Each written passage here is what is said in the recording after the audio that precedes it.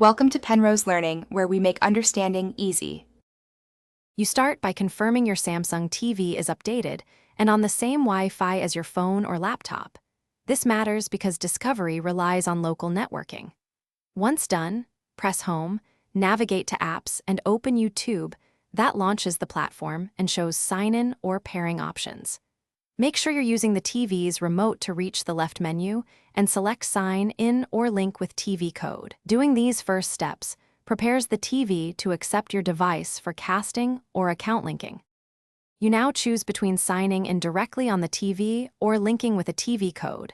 Signing in syncs subscriptions, whereas linking is faster for temporary control. Once you select Link on the TV, a code appears on your phone or laptop. Open YouTube, go to Settings, then Watch on TV, and enter that code.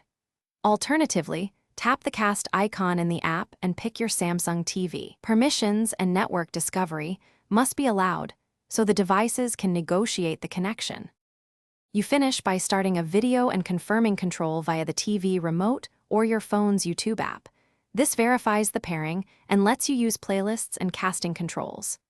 If playback is choppy or the TV isn't found, reboot the TV and router, then rejoin the same Wi-Fi. Poor signal often breaks Discovery. If problems persist, update the YouTube app or run a Smart Hub reset on the Samsung. That clears stale settings and usually restores normal connection behavior. Thanks for watching. If this was helpful, leave a like and consider subscribing. See you next time.